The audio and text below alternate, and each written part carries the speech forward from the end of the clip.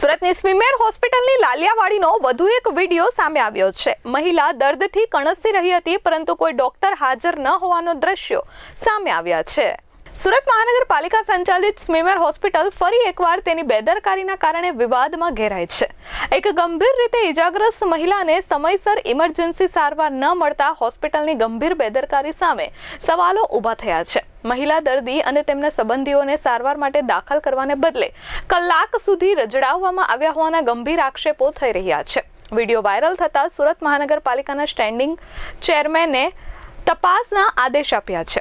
અકસ્માતનો ભોગ બનેલી એક મહિલાને માથાના પાછળના ભાગે ગંભીર ઈજા થઈ હતી, જેથી તેમને તાત્કાલિક સારવાર માટે સ્મીમેર હોસ્પિટલ લાવવામાં આવ્યા હતા। જોકે આક્ષેપ છે કે હોસ્પિટલમાં હાજર ડોક્ટરોએ ગંભીરતા દાખવી ન હતી, તેના કારણે દર્દીના સંબંધીઓ ડોક્ટરને શોધવા માટે હોસ્પિટલમાં રજડતા રહ્યા હતા, પરંતુ હાજર ડોક્ટરો એકબીજા પર સારવારનો ટોપલો ઢોળતા રહ્યા અને સારવાર કરનાર ડોક્ટર હાજર ન હોવાનું જણાવતા રહ્યા હતા।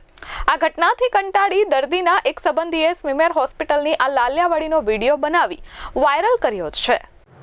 भाई इनका यहाँ पे सर फटा हुआ है, ये यहाँ पे सीधा सर फटा हुआ है। यहाँ हम लोग मेडिकल कॉलेज में पर कोई ट्रीटमेंट करने के लिए कोई है ना डॉक्टर है नहीं यहाँ पे।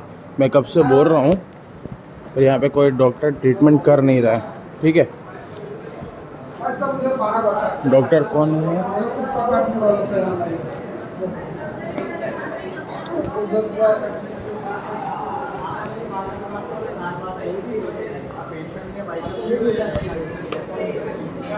हम उसके डॉक्टर नहीं, उसके डॉक्टर कौन है? डिपार्टमेंट होता है वो चेक करेंगे। पर उनका डॉक्टर है कौन? वो दीदी को बोला ना। कौन दीदी? बोला कौन दीदी? कौन दीदी? कौन से सर?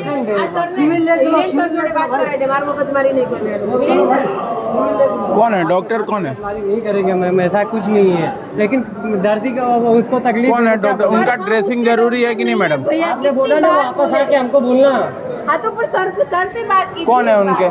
सर कौन है आपके? क्या नाम है उनका?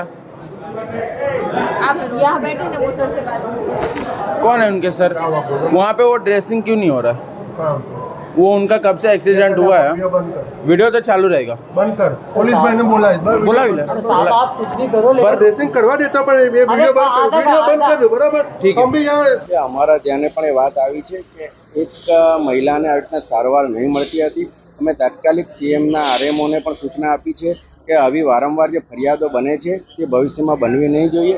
આપણે લોકોને તાત્કાલિક સારવાર મળે તેના માટે એક ઉમદા હેતુથી આ આપણે હોસ્પિટલ ચાલુ કરી છે અને એમાં તમામ લોકોને, ગરીબ મધ્યમ વર્ગના તમામ લોકોને સારવાર મળી રહે તે માટે આપણે ઉચ્ચતમ ડૉક્ટરો પણ અહીંયા રાખ્યા છે। પણ કદાચ કોઈ કેસમાં આવું થઈ જાય છે, પણ અમે સ્મીમેરના તંત્રને સૂચના આપી છે કે આવી ભવિષ્યમાં કોઈ પણ પ્રકારની ગેરરીતિ ચલાવી લેવામાં આવશે નહીં। ब्यूरो रिपोर्ट S24 न्यूज़ सूरत।